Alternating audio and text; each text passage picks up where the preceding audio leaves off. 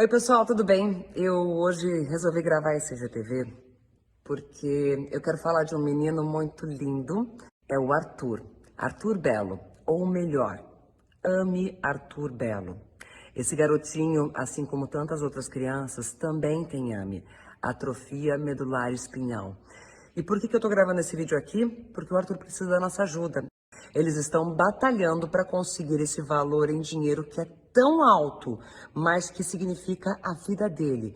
O Arthur não está sozinho nessa, tem uma rede de amigos muito grande, mas a gente tem que aumentar ainda mais essa corrente. Então eu vou deixar aqui embaixo, na minha legenda, todas as instruções para você que pode e que quer ajudar o Arthur, como você pode fazer isso, tá bom? Beijo grande para vocês. Arthur, Papai do Céu vai te ajudar com certeza. Quem puder, ajude.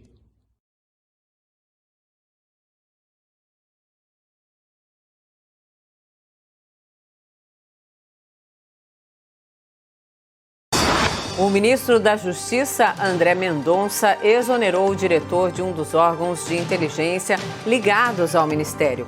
Ele é acusado de fazer um dossiê com informações de 579 servidores federais e estaduais identificados como antifascistas. A Rede Sustentabilidade pediu que o Supremo Tribunal Federal determine a abertura de inquérito para investigar, então, o suposto dossiê. O pedido é baseado numa reportagem do jornal O Estado de São Paulo. O tema de hoje é: Secretaria de Inteligência deve fazer dossiê para investigar funcionário público? Não sei. Vai ficar só no não sei. É.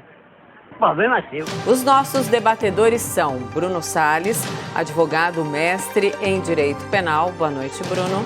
Boa noite, Mona Lisa. E Caio Coppola, bacharel em Direito e comentarista político. Boa noite, Caio. Boa noite, Mona Lisa. Boa noite, doutor Bruno. Boa noite, espectador da CNN. Boa noite, Caio.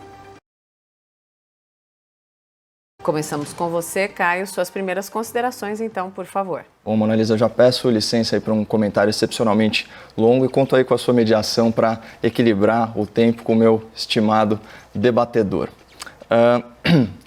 No intuito de combater a desinformação, eu gostaria de usar essa fala inicial para alcançar 3 objetivos. Então, primeiro, corrigir a terminologia empregada para descrever esses relatórios sigilosos criminosamente vazados. Segundo, trazer à luz fatos e documentos geralmente omitidos do grande público sobre esse caso. E terceiro, estabelecer uma linha cronológica dos eventos, contextualizando o dever legal dos órgãos de inteligência. Então, vamos começar aí por conceitos simples, repercutidos equivocadamente ao longo do noticiário. O dicionário, ele define o termo dossiê como uma coleção de documentos relativos a um indivíduo, ou seja, é um estudo aprofundado de informações sobre determinada pessoa ou grupo de pessoas. Ao longo do tempo, a expressão dossiê adquiriu um tom bem pejorativo, trazendo a ideia de revelações de natureza privada e até íntima. E essa conotação negativa foi reforçada pela utilização criminosa desse tipo de coletânea de dados, às vezes usada como meio de chantagem, como meio de extorsão. Para ficar em um exemplo histórico recente, o escândalo dos aloprados tinha como enredo a compra de um dossiê por integrantes do PT, o Partido dos Trabalhadores. As informações ali contidas supostamente incriminariam um político tucano da oposição. Então, à época, o ex-presidente Lula, ele chamou seus correligionários petistas envolvidos nessa transação de aloprados, e daí o nome do escândalo, o escândalo dos aloprados. Então, percebam que dossiê não é um termo neutro, e além disso, é um termo impreciso para descrever o que está sendo apurado. Então, eu queria trazer aqui aspas para a reportagem do portal UOL, do Grupo Folha, ao se referir sobre o conteúdo desse documento. O Ministério produziu um dossiê com nomes e, em alguns casos, fotografias e endereços de redes sociais das pessoas monitoradas. Convenhamos, um documento com muitos nomes e algumas fotos e endereços não parece um dossiê, parece mais uma lista de contatos. Mas o UOL foi muito mais longe e publicou ontem um artigo hilário e surrealista com o seguinte título: Bolsonaro agora tem uma Gestapo para chamar de sua. Então, só uma breve nota aí de cunho histórico: a Gestapo era literalmente a polícia secreta da Alemanha nazista. Vocês acham que o que foi descrito pelo jornalismo do UOL pode ser comparado ao aparato de Hitler? Bom, quem supera as manchetes e quem lê a notícia inteira tem muita dificuldade aqui de enxergar uma investigação para constranger opositores do governo e promover perseguição partidária. Até porque órgãos de inteligência não investigam, nem produzem dossiês de natureza política. Órgãos de inteligência coletam informações e produzem relatórios dentro de balizas legais. E isso para subsidiar, para auxiliar a tomada de decisão relacionada à segurança pública. Então, concluindo esse primeiro ponto, não é dossiê, é relatório. E não é investigação, é coleta e reunião de informações, feita de forma passiva, sem procedimentos inquisitivos ou persecutórios. Agora vamos estabelecer aquela linha do tempo, citando os fatos, por vezes omitidos, da audiência. Em 31 de maio, contando aí com a participação de setores das polêmicas torcidas organizadas do futebol, manifestantes auto-intitulados antifascistas, ou antifas, foram às ruas protestar a favor da democracia e contra o suposto fascismo do presidente da República. O espectador conhece bem o desfecho desse ato democrático. São dezenas e dezenas de vídeos e imagens lamentáveis desses vândalos portando armas, depredando patrimônio público e privado, destruindo veículos, queimando a bandeira nacional, agredindo policiais e agindo com violência contra apoiadores do governo, incluindo mulheres e idosos. O jornalismo da CNN trouxe ao nosso espectador, em primeira mão, uma entrevista com esses antifas, uma oportunidade bem interessante para compreender a mentalidade e o método desses antifascistas violentos, essas contradições ambulantes. Detalhe importante, como os Black Blocs lá de 2013, aqueles responsáveis pela morte do cinegrafista Santiago Andrade, estavam todos vestidos de preto e encapuzados. Eu separei aqui um trecho chocante da entrevista. Aspas. A gente entende que para superar a opressão, a gente precisa superar o capitalismo. Existe a necessidade da violência. Existe a necessidade da violência. A violência, ela faz parte do ser humano. O Estado é violento com a gente, a polícia é violenta. Por que não se utilizar da violência também? Nessa mesma semana, foram publicadas as seguintes manchetes em periódicos de grande circulação. Aspas, professores antifas saem em defesa da luta armada contra o capitalismo opressor. Outra, delegado que investigou Black Blocs aponta semelhança com antifas.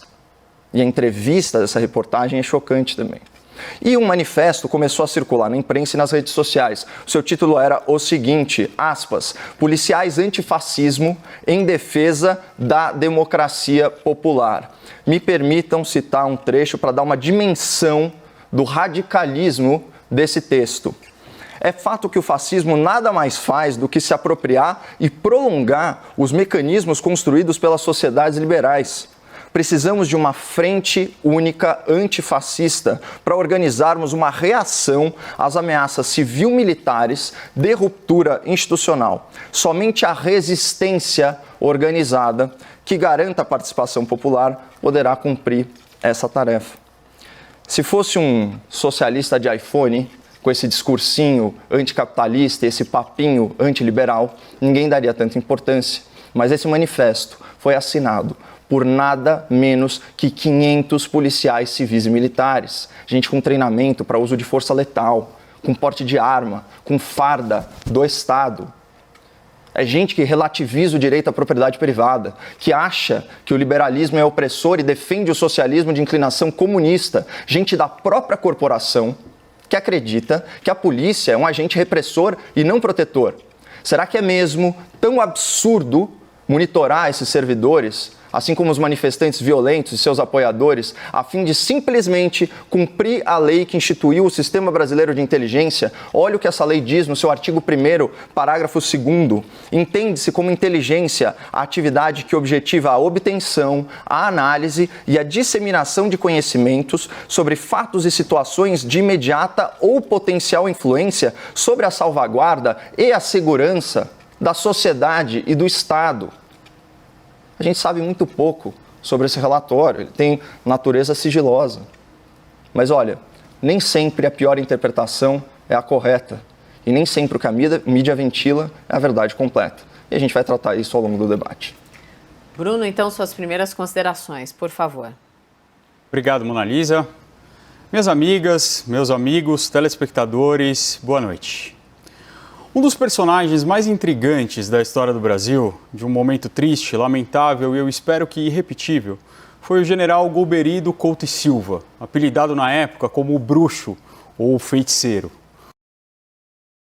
O Golbery participou da administração pública durante a ditadura civil-militar no Brasil desde o seu início. Aliás, ele foi o autor intelectual do Manifesto dos Ministros da Marinha, Exército e Aeronáutica, que militava pelo veto à posse do presidente João Goulart em 61, quando se encenou o ensaio geral do golpe de 64.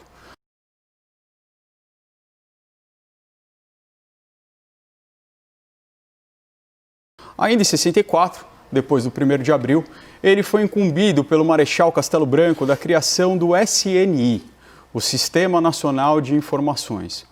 Um órgão de triste memória que era, na verdade, uma gigantesca máquina de perseguição política. Não se pode criminalizar o antifascismo. Ser antifascista não é, nem poderia ser um crime. Pelo contrário, ser antifascista é uma obrigação da cidadania, é uma obrigação inata ao Estado de Direito. É um pressuposto do regime democrático, porque não há espaço para ele no regime democrático. Vamos então ao debate. Bruno e Caio, por favor. Pois é, né? Eu discordo da premissa de que se trata de perseguição política e eu achei muito infeliz a analogia com supostas listas ou relatórios antissemitas ou contra evangélicos ou, enfim, qualquer outro tipo de demografia ou grupo identitário. E por que isso? Porque essas pessoas não estão sendo monitoradas ou não foram listadas pelo fato de serem antifascistas. Aliás, como bem colocou o Dr. Bruno, todo aquele que se declara um democrata, um republicano, certo? Um conservador, um liberal, por definição é antifascista. Eu sou antifascista, Dr. Bruno é antifascista, provavelmente a maioria esmagadora da nossa audiência. Certo? Isso é viver no Estado democrático de direito. Não existe espaço para o fascismo. Não existe espaço para o fascismo. Isso é ponto pacífico. Essas pessoas não estão na lista porque são antifascistas. Elas estão na lista porque elas fazem apologia ou endossam movimentos que fazem apologia à violência. E o doutor sabe muito bem que o Estado democrático de direito não admite a violência como ferramenta política. É inadmissível. Portanto, não adianta você se intitular antifascista e não tolerar divergência política. Não adianta você se intitular antifascista e agredir mulheres e idosos que simplesmente apoiam um governo ao qual você faz oposição. Não adianta você se intitular antifascista e sair falando por aí que violência é necessária. Há um segundo trecho dessa entrevista concedida com exclusividade à CNN pelos antifas, que na verdade é simplesmente uma abreviação de antifascista, que diz o seguinte: sem dúvida nenhuma é necessário violência, a violência é revolucionária. A gente se utiliza da violência porque a gente tem amor pelos nossos. Olha o divisionismo nessa frase, nossos, nós contra eles. Que coisa pior que isso? Você acha que esse tipo de ideia cabe no debate público? Então não se trata, não se iludam, não se deixe manipular, espectador. Não se trata de perseguição a antifascistas. Essas pessoas físicas que não estão sendo investigadas, elas constam de um documento que deveria ser sigiloso e foi vazado criminosamente, certo? Não estão sendo investigadas, não foram perseguidas, o Estado não tomou nenhuma ação contra elas ou contra a liberdade de expressão delas, nada disso aconteceu, certo? Só que são servidores do Estado que corroboram, que endossam, e em alguma medida estão envolvidos na promoção dessas ideias que são antidemocráticas por definição, não cabem no debate público e é um absurdo desinformar o público dizendo que eles estão na lista porque são antifascistas. Não, porque são apologistas da violência e isso é inadmissível. Caio, é interessante seu argumento. Eu peguei aqui a coluna vertebral dele e me corrija se eu estiver errado. Então, basicamente, não é uma investigação, é só um relatório de inteligência, mas não teria problema nenhum investigar, porque essas pessoas estariam inclinadas para a violência. Claro que não, doutor. Elas precisam cometer algum ato ilícito ou sobre o qual haja suspeita de ilicitude para que seja provocada a investigação. Isso não cabe ao Ministério da Justiça, cabe às forças policiais. Então, eu acho que agora a gente concorda, mas tem um ponto que a gente não concorda. O que a gente não concorda? A gente está falando ali, segundo a matéria do Rubens Valente, de 536 pessoas. Sim. Né? 536 pessoas estão sendo rotuladas por se considerarem antifascistas como vândalos, como violentos, como pessoas que querem uma desestabilização institucional. Mas eu vou pegar algumas pessoas que foram citadas na matéria. Eles não dizem todas, mas eles citam. Um deles, ex-presidente da Anistia Internacional no Brasil. Esse é um vândalo um pouco mais novo, de 51 anos. Né? São essas pessoas que estão elencadas nesse dossiê. É esse o tipo de periculosidade que nós estamos falando, de pessoas que dedicaram a sua vida inteira à causa pública, que dedicaram a sua vida inteira a um regime democrático, participam de órgãos que são grandes defensores do regime democrático e agora estão sendo reduzidos a vândalos. Não me parece, Caio, que é esse tipo de inteligência que estão querendo fazer. Olha, doutor, você já teve argumentos mais retilíneos, mas então vamos abordar aí o seu comentário sinuoso. Rotulados por quem como vândalos? Certamente não pelo Ministério da Justiça, muito menos pelo sistema de inteligência. Ali não há rótulo nenhum. Eles estão sendo monitorados dentro de um contexto que eu trouxe para o espectador numa linha do tempo muito clara. Há uma manifestação, essa manifestação é violenta, não só uma, né? Os casos mais graves foram em São Paulo e Curitiba, mas houve outros episódios, né, pelo Brasil todo. Né? Então você tem esses episódios de violência seguidos por uma série de declarações de cunho antidemocrático, com insinuações de servidores públicos, né, completamente alheios à ordem institucional e ao respeito aos valores democráticos e republicanos preceituados na Constituição, entre eles, né, as liberdades, a propriedade, certo? Né, o respeito às instituições, falando em resistência, né, flertando com o termo democracia popular, que é um grande eufemismo para socialismo, para comunismo, esse tipo de coisa. Nenhum comunista costuma se admitir dessa forma, não é verdade? Ele se diz um democrata, ele quer democratizar as coisas. Nunca a própria riqueza, né? Sempre a riqueza do outro. Mas enfim, o ponto é o seguinte, quem está colocando esses senhores de 70 anos como vândalos ou agressores não sou eu. Tampouco o Ministério da Justiça. Isso é só um recurso retórico seu. Agora, há formas distintas de se apoiar um movimento, seja dando visibilidade a ele ou até no exercício profissional, como advogado. Você lembra dos Black Blocs? Você lembra quem eram as pessoas que se habilitaram a defender de forma gratuita os Black Blocs? Você lembra do diálogo? Quais os partidos que defendiam um diálogo aberto com os Black Blocs? Isso constava no site oficial do PSOL, Partido Socialismo e Liberdade, né? Que é conhecido como Partido do Círculo Quadrado, porque não existe liberdade e socialismo no mesmo lugar. Mas enfim, só para mostrar para você que essas pessoas não estão lá porque elas são agressores potenciais ou espancadores de idosos e mulheres. Não é por isso. É porque, de alguma forma, eles estão inseridos num contexto, e isso não quer dizer que eles sejam culpados de nada. Como eu já disse, sequer são investigados e sequer saberiam que constavam dessa lista de monitoramento se não fosse o vazamento criminoso dessas informações. Portanto, seu argumento não procede. Bom, então é interessante que há um reconhecimento de que as pessoas estavam sendo monitoradas. É evidente, se elas estão listadas junto com um grupo de servidores nesse contexto, é óbvio que elas estão sendo ou monitoradas ou pelo menos listadas. Não dá para saber, o documento é sigiloso. Então a gente está aqui em elucubrações, ilações, mas, enfim, não dá para ter a pior interpretação possível sobre tudo que vem do governo. Isso não é fazer análise séria. Mas há um reconhecimento de que há um monitoramento e esses serviços de inteligência que foram citados hoje, basicamente o que eles faziam era monitoramento. A SNI não ia lá e não prendia ninguém. A SNI prestava informações de inteligência para outros órgãos, como é o que parece que aconteceu. Que prendiam as pessoas arbitrariamente, né, doutor? Não é o caso do Estado Democrático de Direito. Para diversos órgãos, inclusive órgãos policiais. Existiu isso, a gente vai taxar o movimento inteiro por causa de algumas poucas pessoas? Isso é um reducionismo que eu não aceito. Vamos para os argumentos finais agora, tá? Começamos com você, Bruno, e depois o Caio, por favor. Bom, eu acho que o muito importante é que a gente pode trocar algumas palavras, chamar relatório de dossiê, a gente pode chamar inteligência de arrecadação de informações, mas a verdade é que uma investigação, ela nada mais é do que uma arrecadação de informações.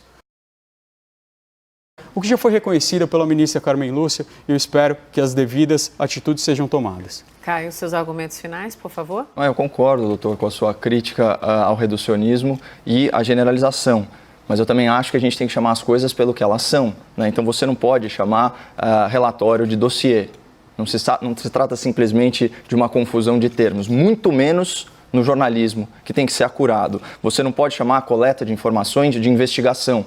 Não existe nenhum movimento persecutório, inquisitório, poder de polícia, essas coisas. E você não pode chamar de perseguição política uma justa medida. Eu pergunto ao espectador da CNN se ele se sente seguro, sabendo que há policiais que desrespeitam propriedade privada, que acham que um ambiente de liberdade, é isso que a gente fala num Estado liberal, o ambiente de liberdade, ambiente das liberdades individuais, que o policial se sente oprimido, certo? Que ele se acha o último bastião de defesa de uma classe trabalhadora numa utopia marxista contra os burgueses exploradores, certo? Se ele vai contra o próprio Estado e a própria sociedade que ele jura defender e pior, fazendo apologia da violência e achando que o recurso às armas se justifica para tirar um Estado que só na cabeça dele é fascista. Você se sente seguro? Não faz sentido que a nossa inteligência fique de olho nessas pessoas, e não só nelas, não nas mais radicais, mas naquelas que de alguma forma as subsidiam, as endossam? Então é isso que a gente tem que pensar. Em última análise, o que está em discussão aqui é a proteção da nossa sociedade. E não foi violado nenhum direito individual. O único crime cometido aqui foi o vazamento dessa informação e certamente algumas pessoas vão pagar por isso. Obrigada, Bruno. Boa noite. Obrigada, Caio. Obrigado, boa Mona Lisa. noite. Boa noite, Mona Lisa. E antes do boa noite para você que acompanha o Expresso, uma última informação, ou melhor, um vídeo impressionante sobre a explosão em Beirute. Vamos ver. Ali num apartamento, uma mulher está com 3 crianças olhando a janela e 2 crianças estão sentadas com ela no sofá. E uma outra em pé, quando de repente acontece essa explosão aí que a gente viu. Vamos acompanhar então os vídeos mais uma vez.